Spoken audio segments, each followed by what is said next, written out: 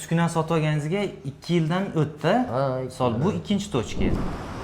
Non ishlab chiqarish biznesini yoritgani kelganmiz. Bu akamiz 2 yil oldin bizdan uskuna sotib olgan. Qani bu akamiz misol uskuna sotib olgandan keyin qanchalik ishlab chiqarish tezladi yoki uskunada qanaqa kamchiliklar bo'ldi shu ishlatish davomida. Shularni hammasini kichik intervyu qilib sizlarga ko'rsatamiz.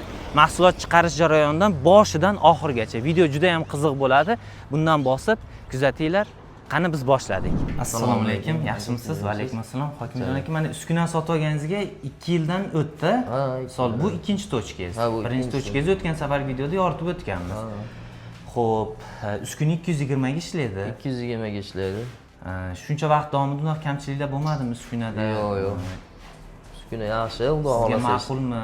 Ishlash yaxshi, xudo xolasa. Keyin mana o'tgan safar videoda mo'larda to'liq gapirmoz, yog'ini quyib turish kerak dedingizmi bu yerga? Bunga mashina yog'i quyiladi. Ozgina, ko'p quyilmaydi, ozgina quyib qo'yiladi, xolos. Shlankalarni chiqarib turib, mana shlankalarni hammasini chiqarib turib, havosini chiqarib olib turib, shlankani chiqarib turib, ozginadan mashina yog'i quyib qo'yiladi. Mana bu yerga. Mana shunday ichiga bo'lib. Buni ichiga quyiladi. Bunga suv to'planadi. Suv ozgina to'planib qolsa, buni chiqarib yuboriladi suvini. Suv ichib ketadi. Xo'p, uskunani ishlash tartibi zuvala bu yerga qo'yiladi. Bu xamirni havosini tortib, yoyib beradi. Bu chetiga gullarni urib beradi. Bunisi esa chekish, buni Farhod, Alisher deb har xil ismingiz har xil qilib yozdirib, nima qilib bersa bo'ladi, yozsa bo'laveradi. Shu 3 bosqichligi, buni 2 bosqichligi ham bor va apparat aytganimiz 220 ga ishlaydi. Mana bu yerdan yoqiladi uskunamiz. Bu yerdan ligirovka qilsa bo'ladi, nazorat qilsa bo'ladi, kontrol bilan. Mana 220 ga suqiliq turibdi hozir uskunamiz. Necha kiloli mikserimiz? Bu 50 kiloli. 50 kiloli mikseri.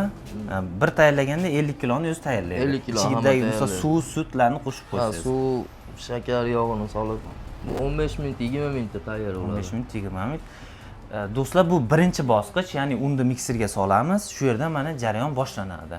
Ikkinchi bosqich mana xamirni bu yoqqa olib, ma'lum bir vaqt ustiga salafan yopib tindirib qo'yamiz. Salafan yopib turib, tindirib turib, mana uzamiz.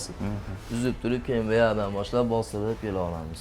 Bu yoqqa olamiz. Necha grammdan bo'lyapti bular? 430 gramm. 430 grammdan tindirilgandan keyin bu xamir zo'llalarimizni olib uskunamizga qo'yiladi. Stanoyda keyin shu 3 ta bosqichdan o'tib tayyor holatga keladi. So'nggi bosqichda mana xamirimiz uskunadan chiqdi. Chiqqandan keyin ustiga maxsus o'zini narsalari suriladi va sedanalar uriladi va shu bilan nonimiz tayyor, tandirga yopsa bo'laveradi.